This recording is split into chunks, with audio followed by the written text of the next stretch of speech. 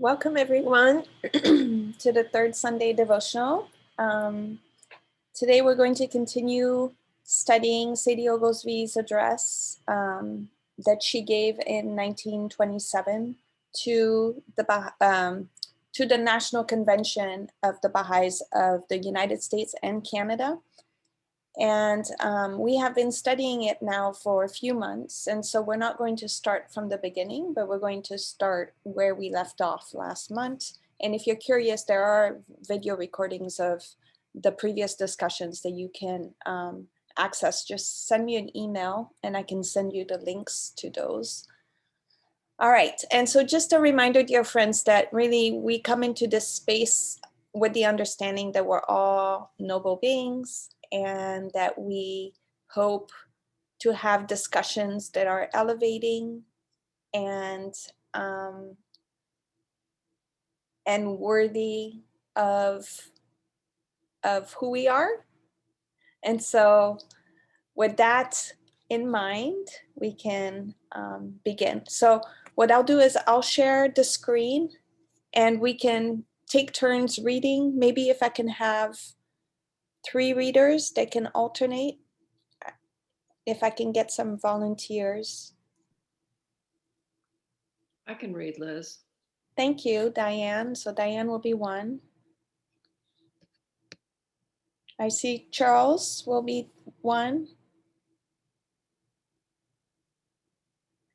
And Evelyn.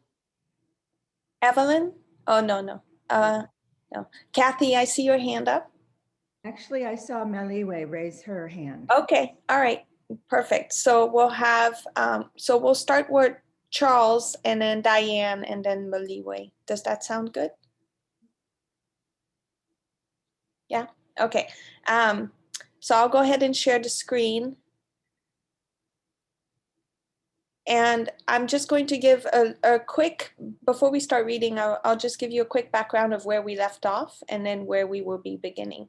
And so I don't know if for those who were here last time, we actually left off talking about the NSA's message. So in Sadie Oglesby's address, she was actually talking about how we need to hear and listen to the experiences of people of color.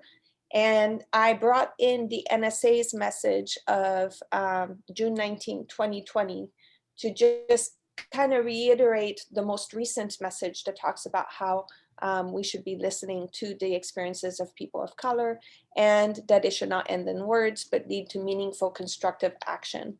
And so with that in mind, we were discussing some of the questions. So we were thinking about some of the examples of meaningful, constructive action that have arisen from those who have directly suffered the effects of racism. And we had a really great discussion last time and ended on that note. And so we're going to continue now, starting with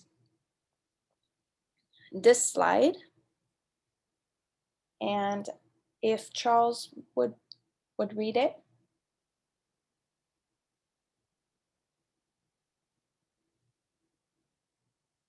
I saw it differently than what I ever saw it before. As I looked around today, knowing that this group represents all the... Sorry. It's okay. I saw it differently from what I ever saw it before. As I looked around today, knowing that this group represents all the Baha'i centuries over the United States and Canada's centers. I see just about 1 drop of Negro blood.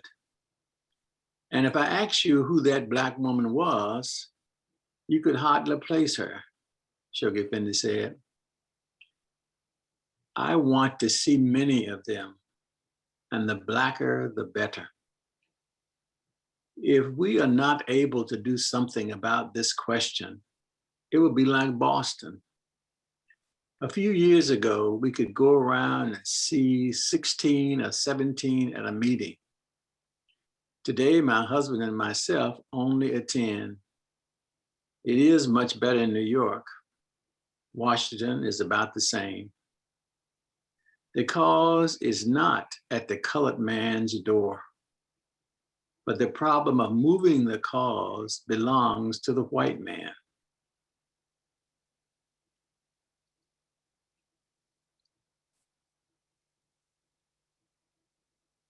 Thank you. And so I think here they're talking about removing the cause of what is blocking racial unity. And so I just wanted to put that in context because it's not clear from just this slide.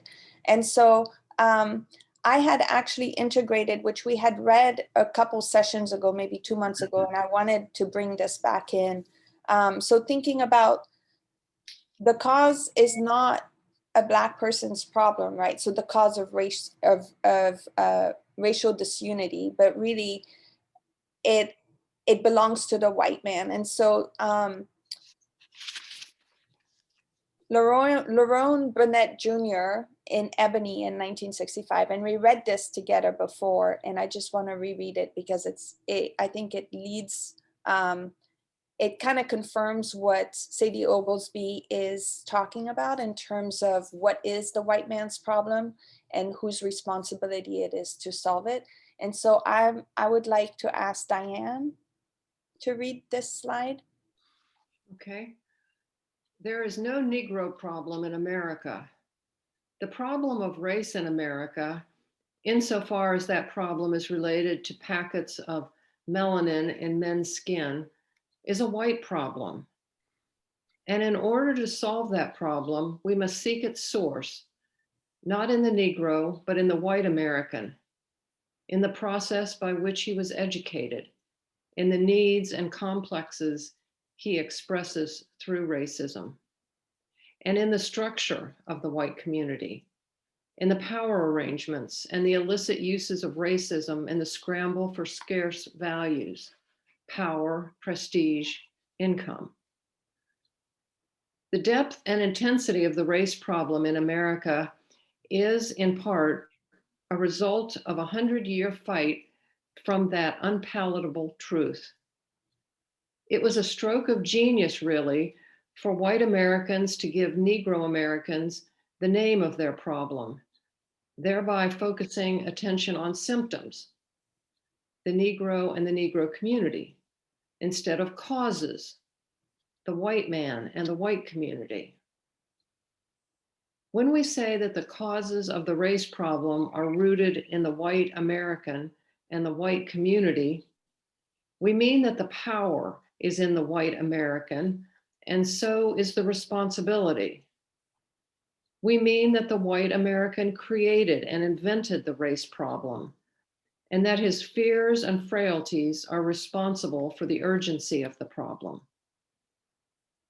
By all this, we must understand that Harlem is a white-made thing, and that in order to understand Harlem, we must not go to Harlem, but to the conscience of white Americans.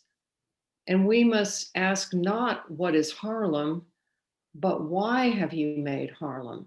Why did you create it? And why do you need it? Lerone Burnett Jr., Ebony, 1965. Thank you. And so in 1965, within this context, Harlem was something within the context, the historical context of that time that was being discussed. And just to put a little bit of perspective on that. And so I also wanted to read some of James Baldwin's work, and then we're gonna get into discussing in just a minute. And so Maliwe, would you mind reading these quotes, please?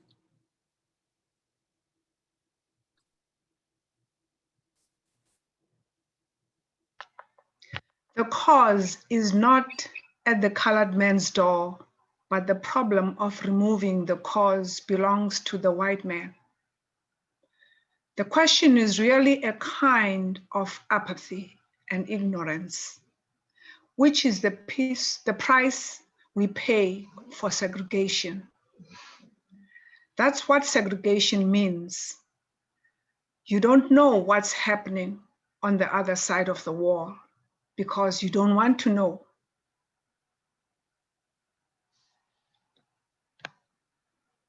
It is not a racial problem. It is a problem of whether or not you're willing to look at your life and be responsible for it, and then begin to change it. What is it you want me to reconcile myself to?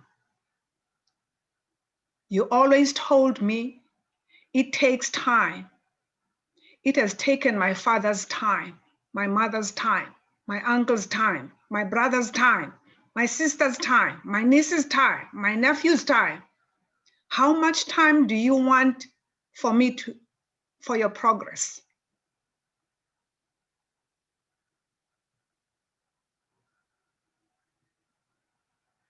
So let's just take about a couple seconds to really think about this last quote.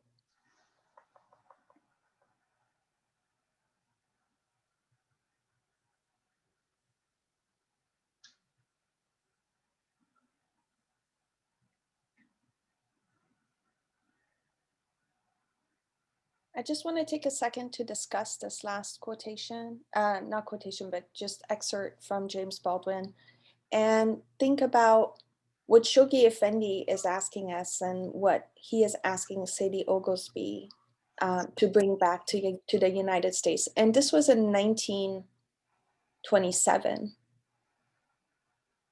And so let's think about the ways in which in our communities, at the Baha'i community level, but also in the broader community, we often ask people to slow down for the sake of unity, or for the sake of not, wanting to, in French we say bousculer, I'm forgetting the English word, not to create too much trouble, or not to create too much disunity, and not rush things.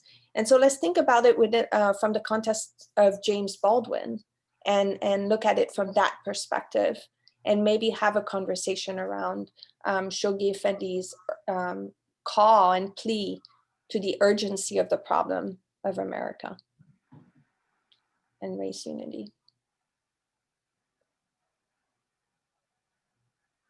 I don't see any hands up yet, I don't think. Let me see. Yes, Kathy. It's very interesting. I've heard most of my life from mostly white Americans that these things take time. Let's go evolution. This needs to evolve. We want evolution, not revolution.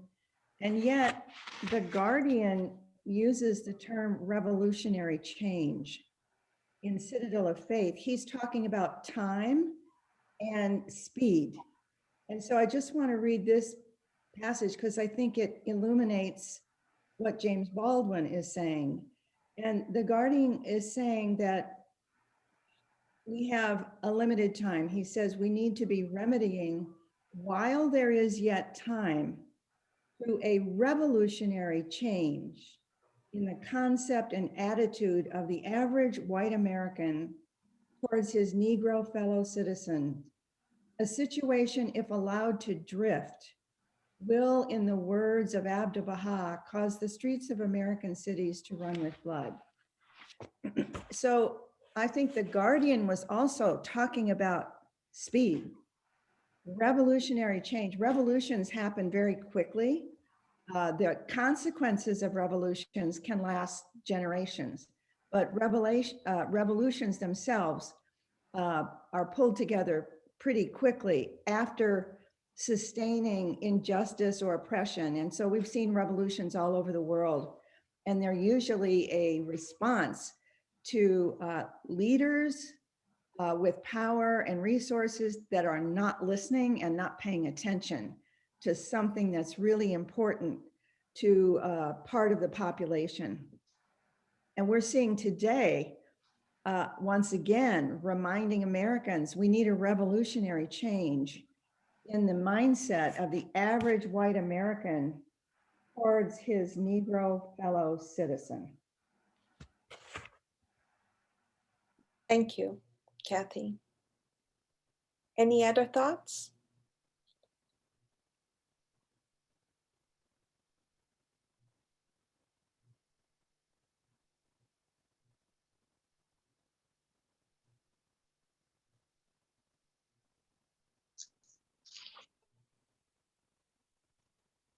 Yes, Evelyn? I've asked the question continuously to many people. Why is it that I have to wait my turn? I being us, that I have to wait my turn, that in time this will be fixed. It has been going on since the written word.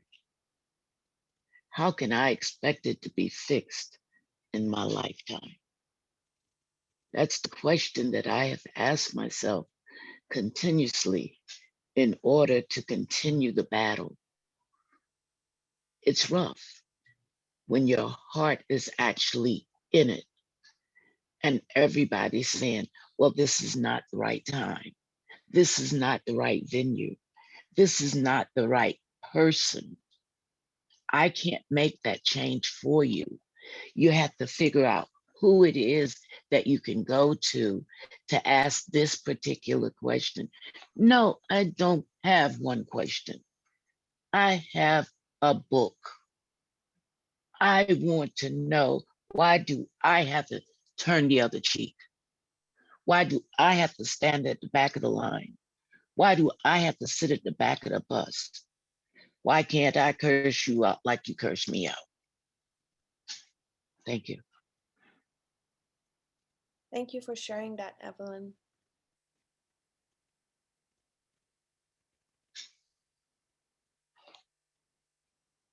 And I really think that Shoghi Effendi and James Baldwin is getting at this as well, and thinking about how can we change this, even in our day-to-day, when someone says, well, this is not the time, or this is not the space. How can we change that in the moment? Yes, Heather?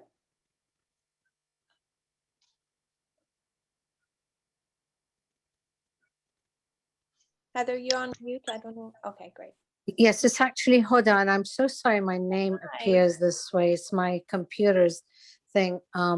I just want to also share that the landmark quote, well, actually everything in the Advent of Divine Justice, a letter, and it's not a love letter that's written to the Baha'is of the United States in 1938, written by Shoghi Effendi, the Guardian. He says,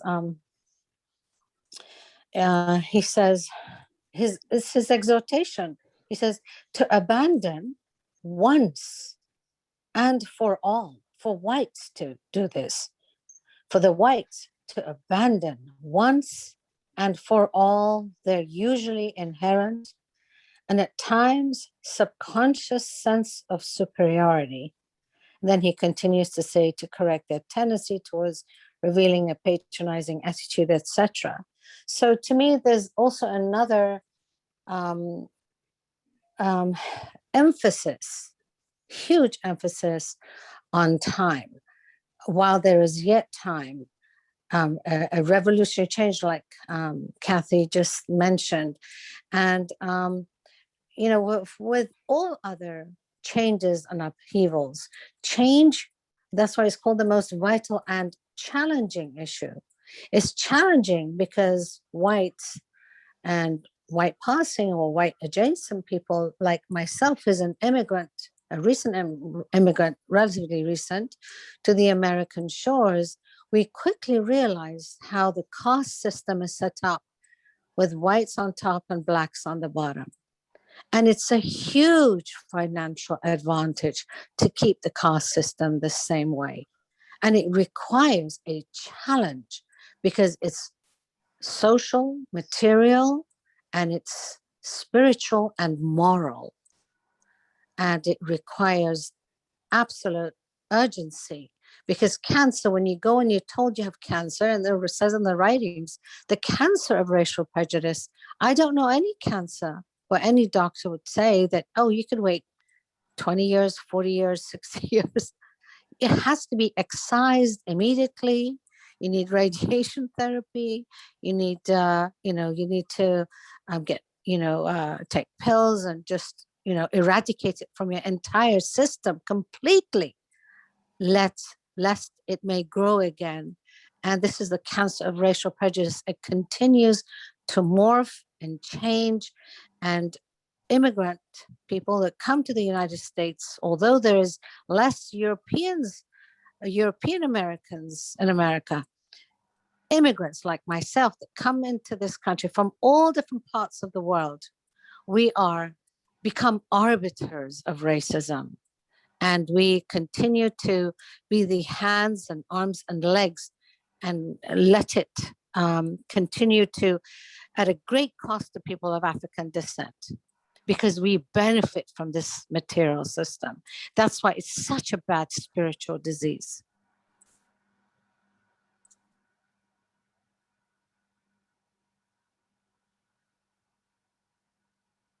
Sorry, I realized I was on mute.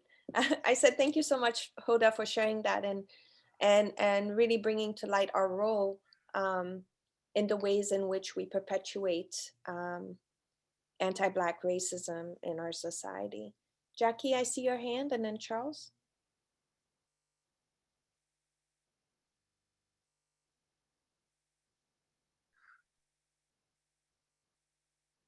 Jackie, we don't hear you. I don't know if you can hear us.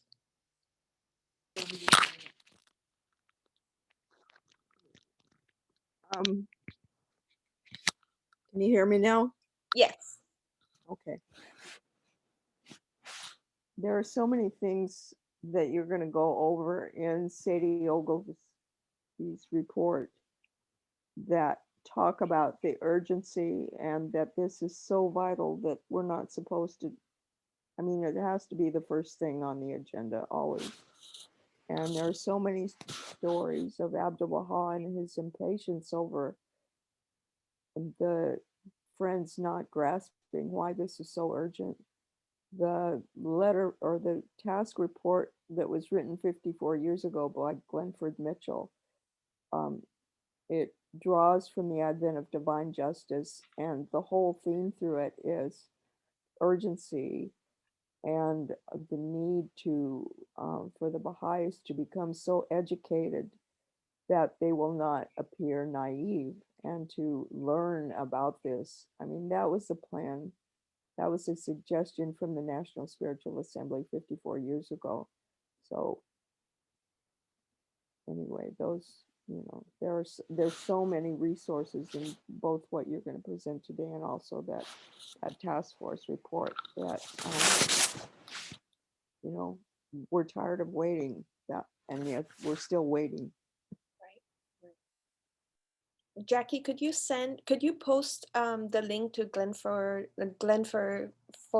Mitchell's paper? I don't know if there's a link to it, or maybe just the name so the friends can look it up. I have a link. I'll get it and post it. Okay, great. Thank you. So thinking about not so much, and I want to reiterate just real quick, thinking about our action and the urgency, not so much thinking about other people, but really thinking about ourselves, right? And what steps are we going to take on this path to urgency with regards to race unity? Charles? Actually, what I was thinking was about action too. If one has to grow from where he or she is, we're all on different levels. We're at different levels of understanding. We have different interests. We're all across the board. So wherever we are, I guess that's where one has to start. And we're talking about bringing races together, eliminating race unity. And actually these statements were directed to the Baha'i community. But even if we're here and we're not Baha'is, the same issue is present for anyone in this country. So in the Baha'i solution, it says that the community has a healing process to bring the races together. There's a healing process within the community to solve this problem. But it takes Blacks and whites to be with each other, to interact with each other, to be in meetings together, to live with each other, to love each other, basically. So if I want to take what we're reading today beyond just reading how beautiful it is, or even to consider the amount of time that these things have been given to us to do, then I have to ask myself, what is my plan right now in this month towards bringing Blacks and whites together in unity? What is my particular plan? You know, and then move from that. And if I don't have a plan, then I'm not serious, perhaps, about the issue. And I, you know, and we can't define what that is for everybody. For some people, it might be coming to a meeting and listen to beautiful quotations, and then saying, "Oh, that's a wonderful way. I'm reflecting on that, and from that, it's going to make me do something." For someone else, it may mean I'm going to consciously each day go and find somebody of the other race and build a relationship, regardless of what the obstacles are. You know, like, you know, we can't say what each person's plan is, but if I don't have a plan, then it means I'm not working towards it. And we've been talking about urgency, and the things that we're reading are like decades ago. And now the institutions of the Baha'i faith have been bringing back the exact same things. So urgency, like it's now, is 2021, you know, that's what it is. And so, and the last thing is, it's also saying that if we don't do that, then look at what's going to happen to the country and to the world, you know. So it's, I know it's beyond urgency, but I'm just saying that I have to have a plan myself to address that. And if I don't have one, then perhaps I'm not taking it serious. Thank you for sharing that, Charles. So maybe as we bring ourselves to account tonight or tomorrow morning, we can think about what plan we can put in place, even if it's just one daily plan for tomorrow, or maybe a weekly plan, as to how we're going to work in an urgent way towards race unity. I see Evelyn, and then I see Harvey. I personally have been thinking about this way before I even heard of the Baha'is. I thought about it over 50 years ago.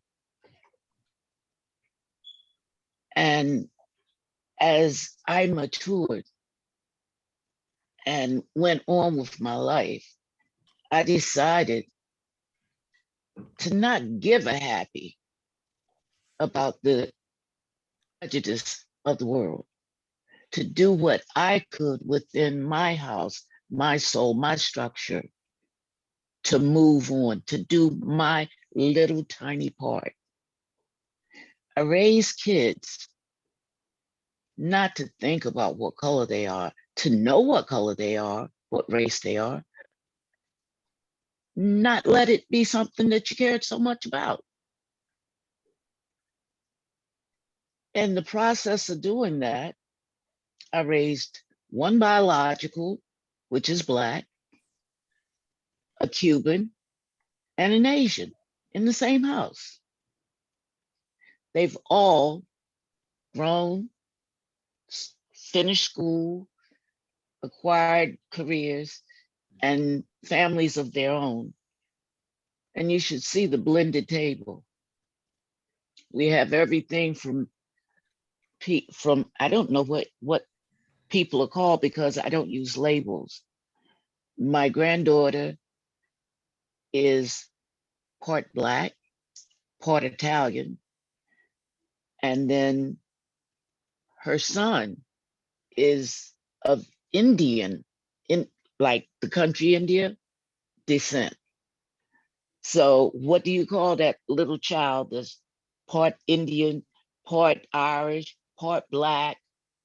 It's a melting pot, and it's just a colorful table. You know, I go through the changes of doing what I can for who I can when I can, and it has no boundaries. That's how we have to move. If everybody moves within their own little circle and try to improve that little circle, it will grow. Thank you. Thank you so much for sharing that, Evelyn. I look forward to meeting your family someday, post-COVID. Harvey, Yes, good morning. good morning. Um, Charles was talking about making a plan, and then you use this making this plan to erase this. Um, I think there are clear races. I mean, and that's easy. But I think that we all have implicit bias, and do we? And I wonder if we let ourselves off the hook when we say, I am not a racist, therefore I'm okay. As opposed to recognize that we all have bias. And specifically, how do we develop a plan to deal with that bias? The unwarranted fears that we have. You know, if the only thing I knew about blacks is what I saw on TV years ago, my goodness, I would be scared of black people. Uh, uh, um, so, so I think that we should not let ourselves off the hook by referencing racist, and I'm not a racist, therefore I'm okay. I think we need to have a plan to specifically sensitize ourselves to our bias, number one, and then how does one deal with that bias? Because we all have it.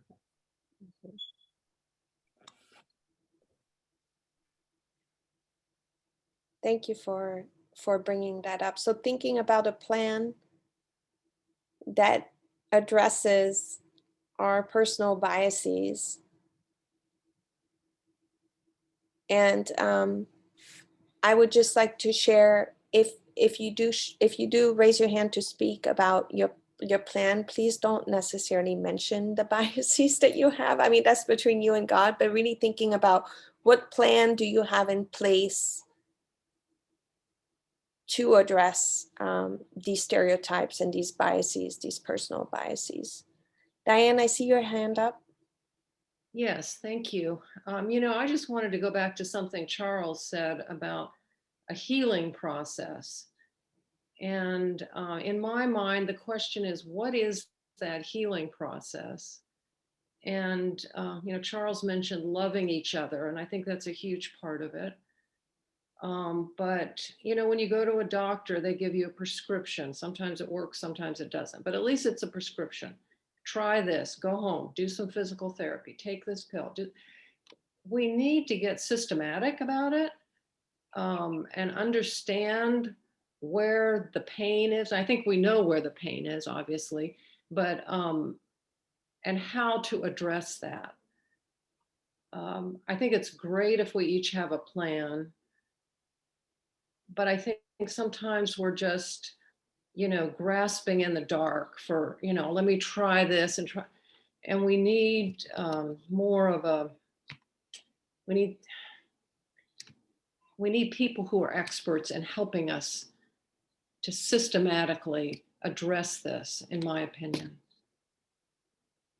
Thank you for sharing that, Diane. And I don't know if others have something to add to that and to her concern. What I do want to maybe share is that I think there are different levels of one pain, but also different levels in which we can address because part of our plan could be, for example, the pain comes from many places. For example, one piece of the pain that I have to work on is reconciling the anger that I have towards my family, right?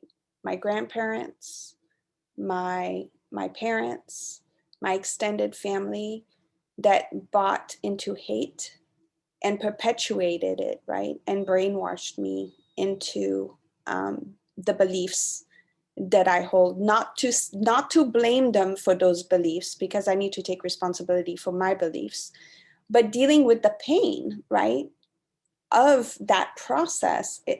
So there are different ways that we can do that. I mean, I highly recommend therapy for everybody, but also thinking about how do we have the conversations? How do we even meditate? I use meditation to work through a lot of the pain. But that's just one way of doing it. And that could be part of our action plan. How do we also create spaces, healing spaces, where we can hear and listen to the experiences of people of color, like the NSA is asking us to do? How do we create intimate friendships that don't necessarily benefit us in the sense that we're checking a box, but really genuine friendships that we have with people of all kinds?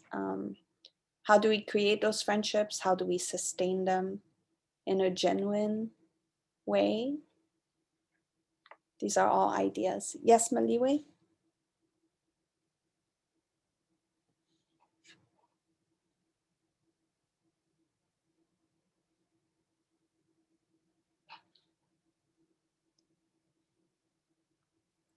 We don't hear you. Maliwe, I'm sorry, we're not hearing you.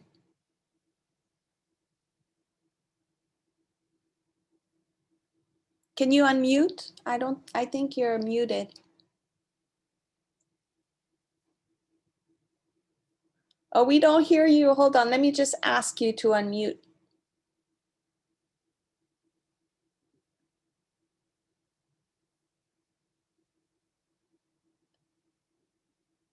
Can you unmute? I don't know. Can you hear me? Okay. I don't know.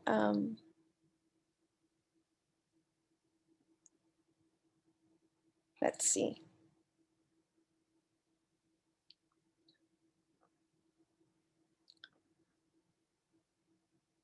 So while we're waiting for her to unmute, are there any other comments? Yeah. Yes. No, go ahead. Oh, no. I think, may I start? Harvey, did you want to say something? And then Well, I'll wait. okay.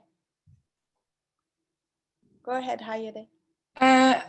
I feel in different meetings I have been, I feel a great deal of guilt that individuals feel, and to have plans, daily plans, immediate plans for ourselves to act upon these issues. I think we are okay to take small steps to, because as we take small steps, then we learn more and we increase our capacity to take bigger steps.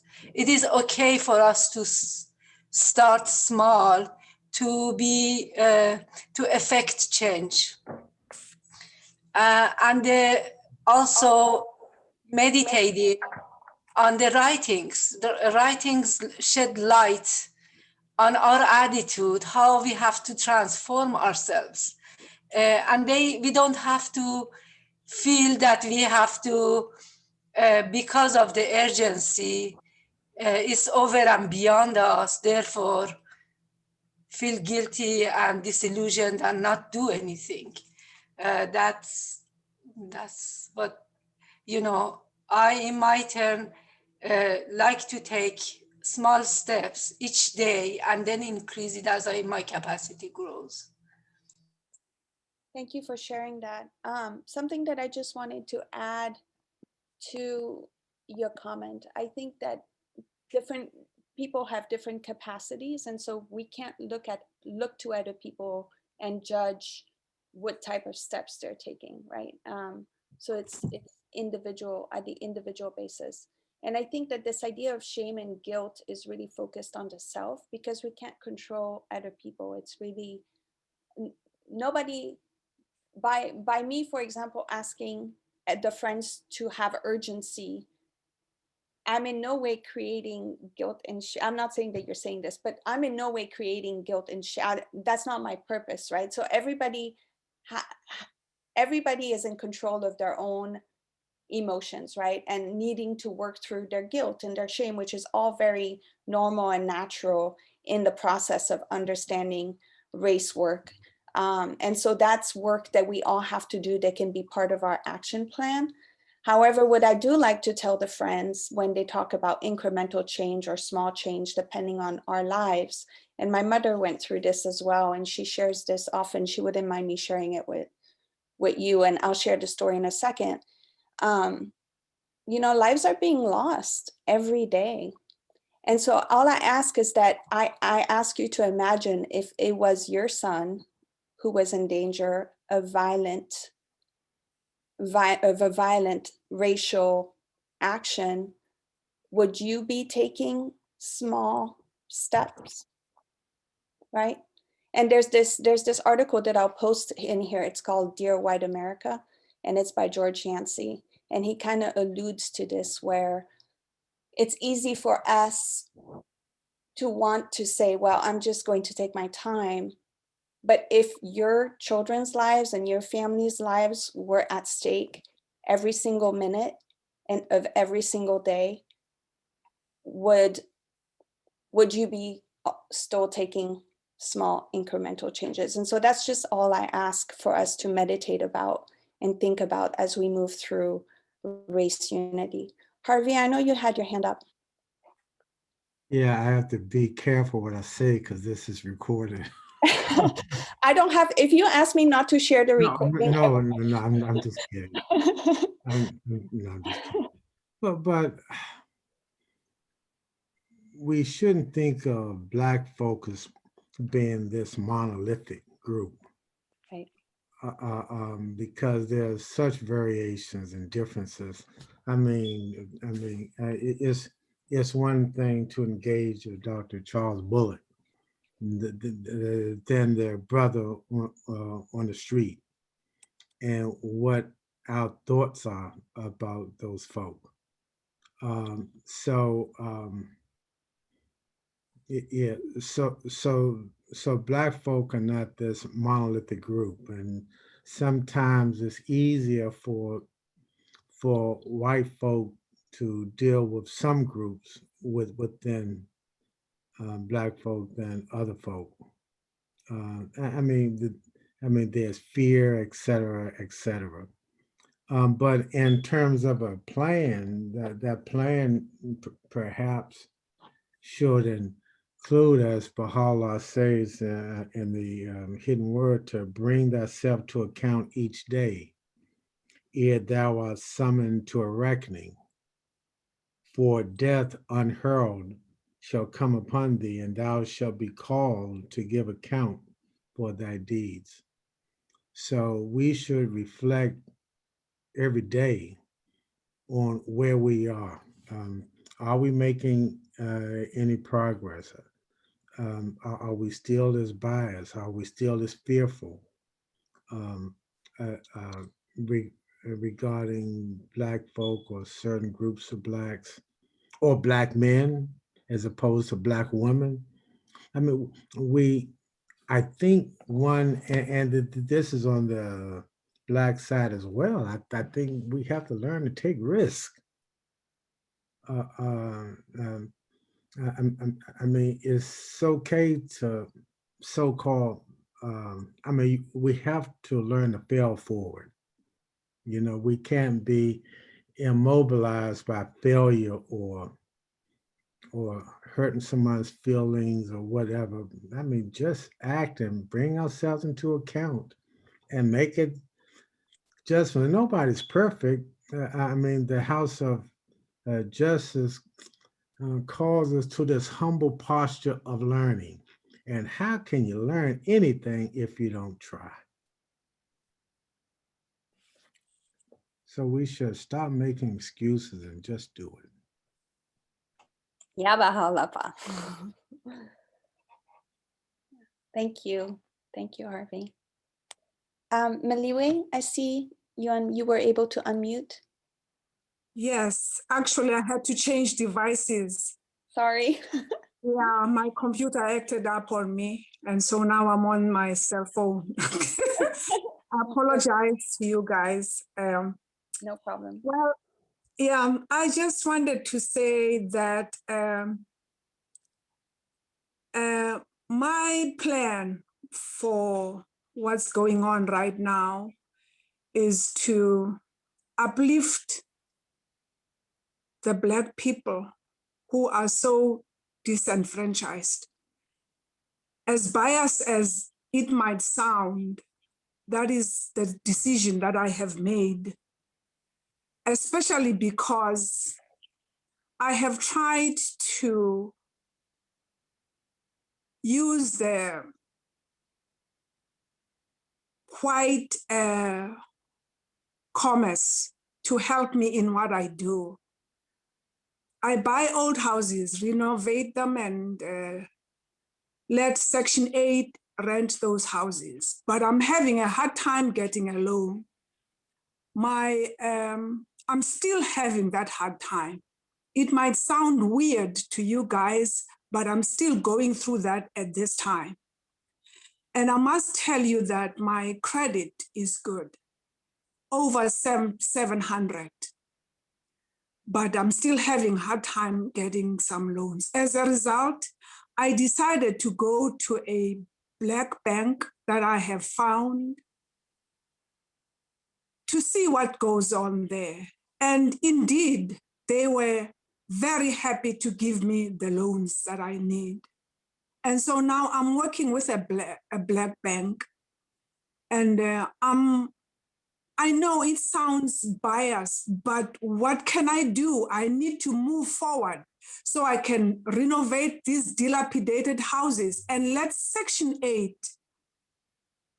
have accommodation.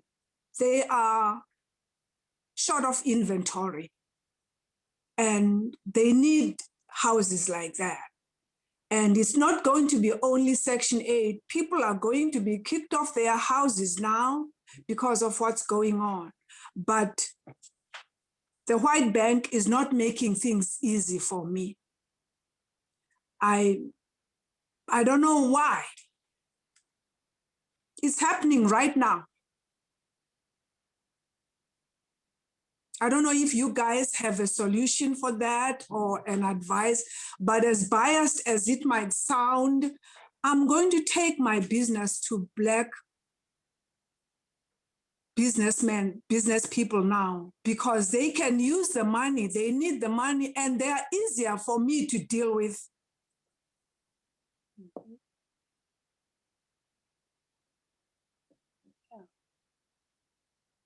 Maliwa, that doesn't sound biased to me. That sounds smart. Thank you. I just sent you a link. Well, I just asked you a question and you can return a reply or whatever when you have the time. But I know several different ways to do that because, as you know, my brother and I were doing the same thing. And we ran into problems of all kinds, legal and all kinds of other problems, just trying to do it the right way. So I have something for you and it might help. Thank you.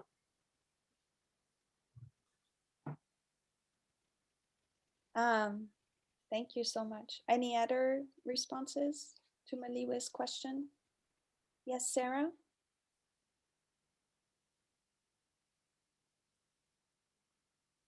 I think going to a Black bank is a very good idea. And I think it would be a very good idea for white people to go to Black banks and Black-owned businesses and support all areas of the community, not just the white areas. Tahire, I see your hand up.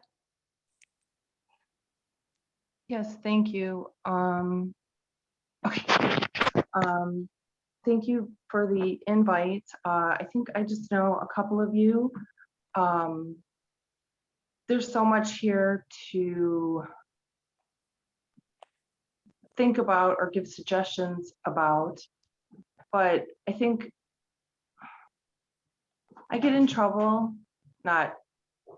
I don't know how to define trouble in this context, but I get a talking to by people when I'm saying stuff in some of these rooms, and I don't feel that it's justified, because I feel like we're still debating. We're still coddling white feelings, and therefore we're still enabling, because what is the dominant, for lack of a better word, unfortunately ruling culture and ruling people doing? They are hurting other people. It is like, many people have talked about having PTSD, about gaslighting, and these are all things that people who are in an abusive relationship will talk about. But this is just on a national and international scale. And I think when you think about it in that way and think about what you can do as you're part of human family, I mean, I can make suggestions. Some of you may or may not want to do them, but I think endlessly just talking about it or conjecture isn't, not only is it really helping, I think that we're, as Sodis, we're hurting and wounding further our Poti brothers and sisters. Definitely Black liberation is what has to happen, and we need to patronize all businesses that we can. That's absolutely correct. If we're not sure, we have to educate ourselves. There's some different spaces that occur every day, and there's obviously tons of resources, whether they're the writings or they're the guidance. But then action. And a lot of times people will say in these spaces that there aren't any people of color around them. Well, that's actually fine for the work that we need to do as Sodis. That means there's a plethora, an unlimited amount of white European people to talk to. And we need to do it every day, despite guilt and shame. Yeah, there's guilt and shame. We come from monsters. We're a monstrous people to do this. But what can we do going forward? Talking points are fine, but people have been talking about equality for a while. People have not talked about the specific words of Abdu'l-Baha in regards to and Baha'u'llah in regards to the pupil of the eye in public ever. I mean, we've never really done this. So doing that is a great start. Taking the pupil of the eye compilation, which is free and downloadable online, along with you, and just having conversations with people. When you go to the store, just every time you interact with a person, and you're just like, well, I'm too shy, or I don't know how to. The word of God is going to give you the strength to do this. Because if we still want this to be the same problems, the same issues 10 and 20 years from now, then we need to keep doing the same thing. But if we want change, then we need to enter into these conversations with all seriousness. And what do we think is really going to happen to us? Are people going to say we're weird? Probably. Might we not get a job that we want? Maybe. I mean, is it going to be death? Probably not. And even if it is, that's what we signed up for as Baha'is, to be persecuted in the path of righteousness. And then when we are in spaces that have people who are kind of behind the curve as Sodis, kind of try to help them with accompaniment and capacity building and listening and centering the pupil of the eye in every space. If it's a Nowruz party or a Yamiha party or anything, we're always discussing and we're always working on centering the pupil of the eye. Thank you. Thank you, Tahiri. Daphne, I saw, sorry, Maliwi, your name is Daphne. I saw you had your hand up. We need to erase that name from your memory. Yes, I did. And I raised my hand because I wanted to agree with the speaker who talked immediately after I did, who says that Black people need to be supported commercially. And I agree with that. I know it sounds biased, I'm saying it again, but I feel like we need to go out of our way to support them, because it is clear that the government is not ready to do that. And there's not much we can do to the government about the government. So playing our part, go out of your way. I'm sorry to suggest it to you. Mm-hmm. Go out of your way and support the disenfranchised Black community. Mm-hmm. And that's my solution. That's what I'm going to do now. I have started already to go out of my way to support the Black people, mm-hmm. to get them out of where they are and do my little part, and hope that somebody else will do her or his little part also. Mm-hmm. Thank you. Thank you for sharing that. I don't think it's biased. And I think a lot of us were also sharing that we don't think it's biased because of the way structural racism and inequities happen within our society. You know, corporations are given an advantage that a lot of local Black businesses aren't necessarily given. And so thinking about even where we eat, where we shop, what bookstores we shop in, where we are online, Amazon, for example, I'm guilty of a lot of Amazon purchases, and thinking about how we can shift those practices in order to share the wealth. Yes, Sarah? In Charlotte, we have a Black newspaper. It's a weekly paper, the Charlotte Post, which I subscribe to. I highly recommend that if you have a Black paper in your community, that you subscribe to it, because you will learn, you'll build relationships, and you'll find out more about the businesses and places that you can support. That's a really great idea. Thank you. So friends, I know it's noon and I could continue with a slide if you're interested, or we could wrap up the conversation that we've been having. How is everyone feeling? Keep going. Keep going? How do others feel? I can keep going till 12:30. Generally we go till 12:30. I just want to check in and see how everyone is doing. So, okay, all right. Let me go ahead and share my screen for the next slide. Okay. So I can't remember who reads. Charles, would you mind reading the slide?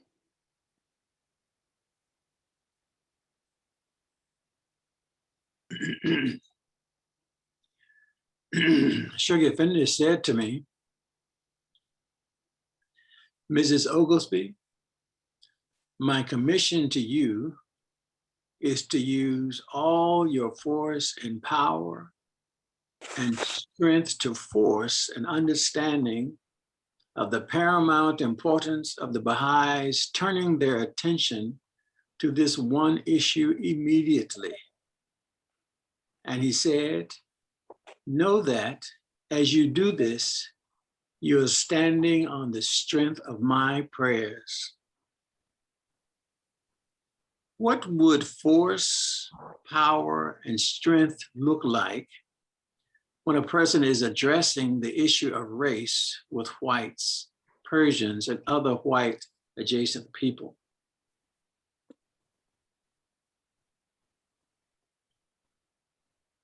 Let's just take a few seconds to think about the question and the quote, and I'll paste it in the chat for reference in a minute.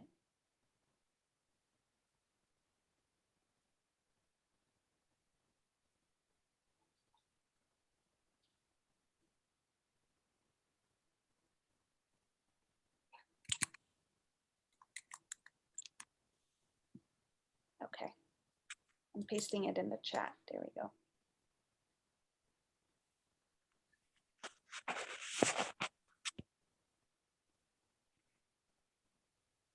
Any thoughts? Those are some strong words. Force, power, and strength.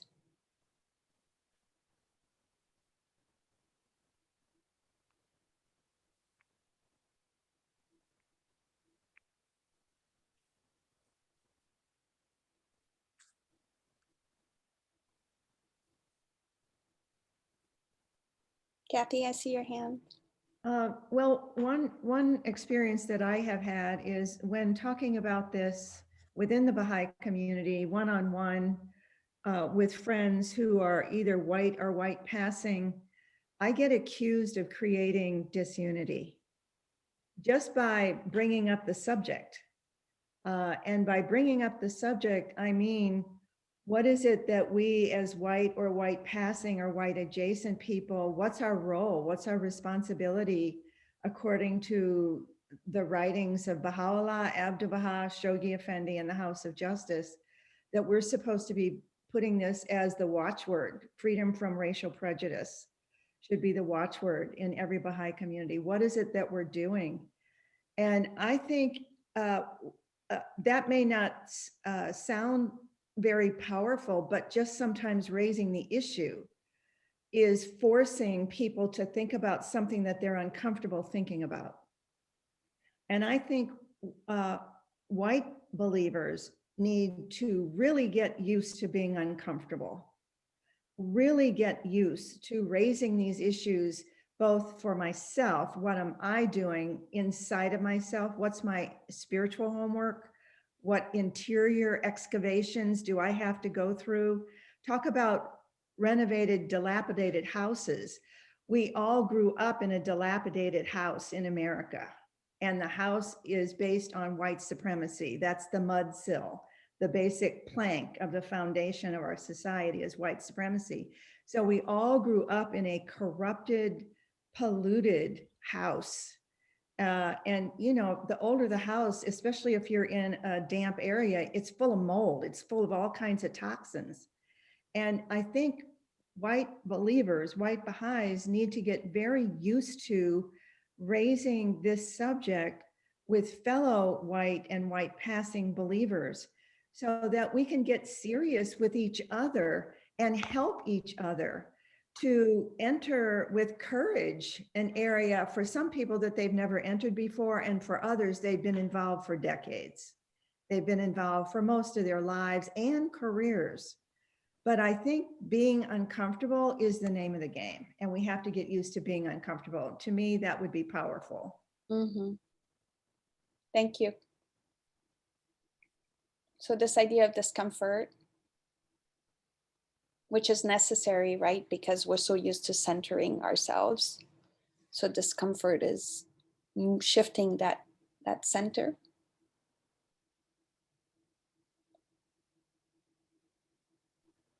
What else?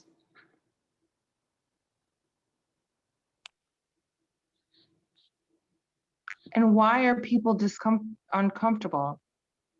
If you call somebody out on some kind of action or some kind of inaction and they get upset, that's because either they're perpetrating something they shouldn't be or standing by and allowing it.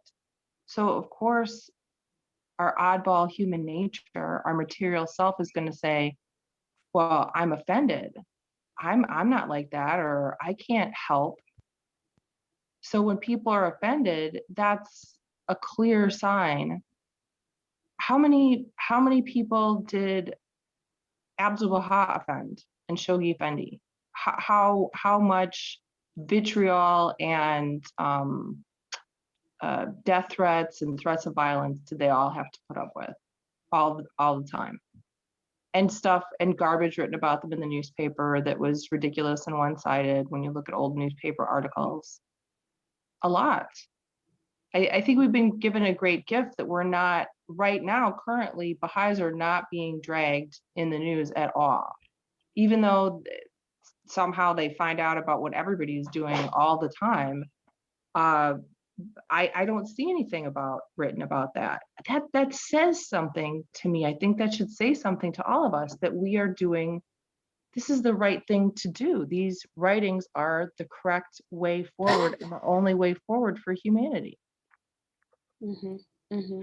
I think one of the things that we need to think about from a whiteness perspective, and bear with me from just to go academic just for 1 second, is part of this discomfort, which I think, Tahira, you're alluding to, is that we're taught that white people are good people, right? This is what we're taught. We're brainwashed into thinking we're good, righteous people.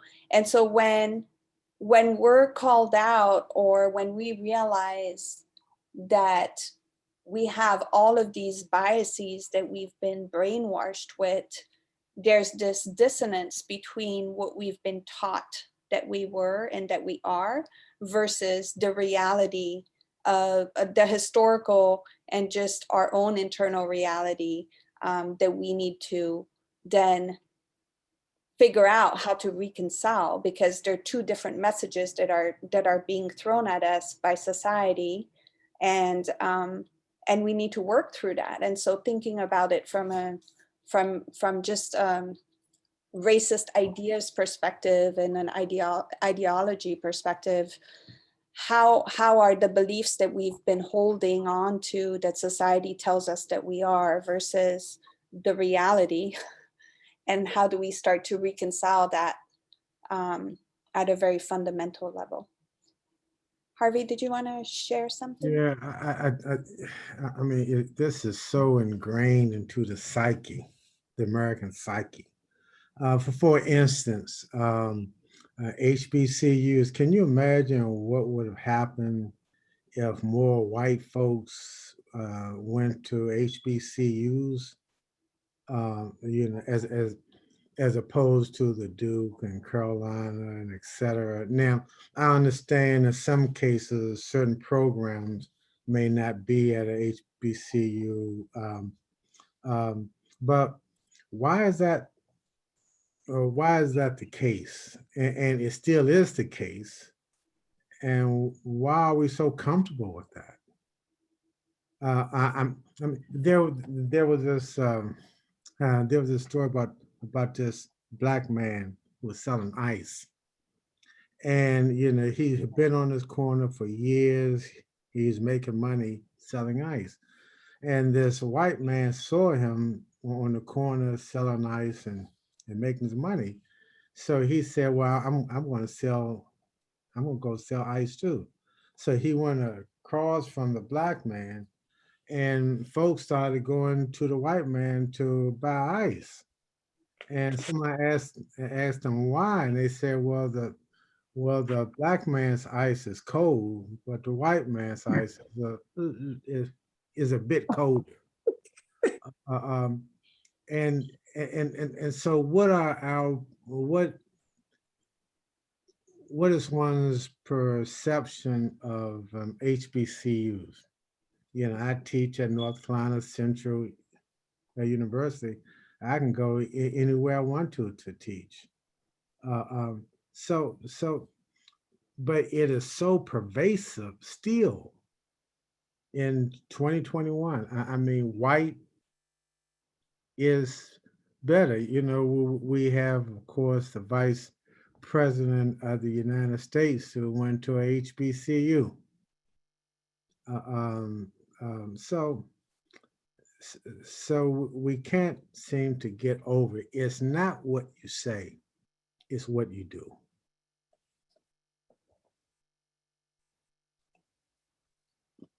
Thank you. Thank you.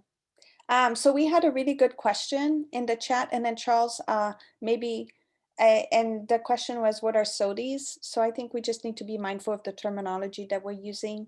So Sodis, okay, I know Podies is pupil of the eye, and Sodis, I always forget the actual term for the white part of the eye. Can someone help me? Is it Sclera. sclera? Sclera. Sclera of the eye. So Sodis means sclera of the eye.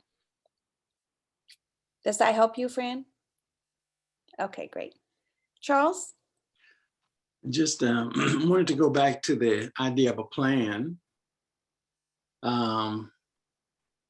If I don't know if, well, anyway, for people who are members of the Baha'i community, the plan to solve the race issue is recognition of Baha'u'llah and his mission, the plan that he's laid out for us. That's the plan. That's the plan to solve the problem. And in that plan, uniquely for this country, the greatest hindrance strikes at the very core of that. And the core is unity.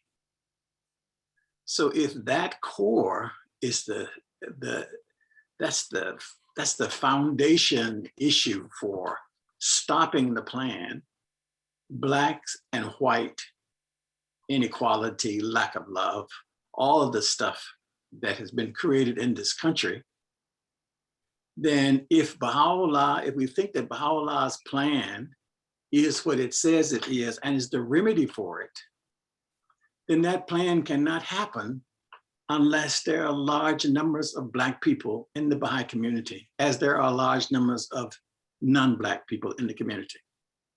So that's the core of the issue.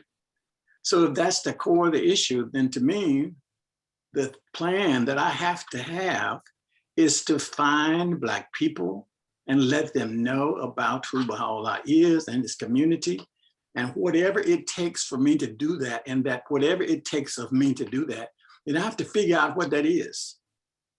I have to figure out why that is not my focus. Why is it not my focus?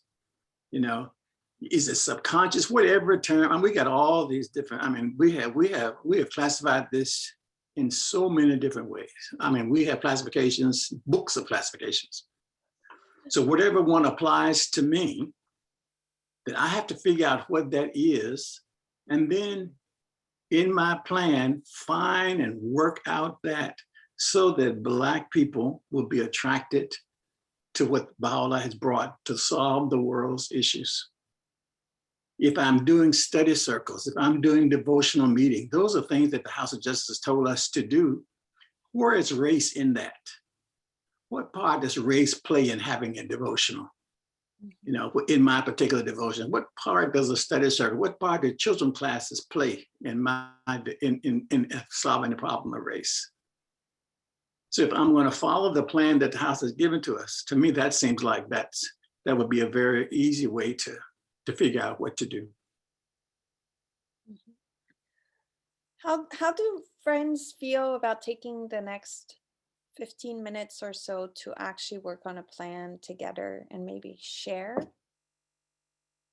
There are a couple ways we could do it. We could just be silent and work on a plan, and then a couple of us share it, or we could go into breakout rooms. I could randomly assign breakout rooms and we can talk about a plan. Kathy? I wonder if it would be helpful if we partnered up with somebody on the call as an account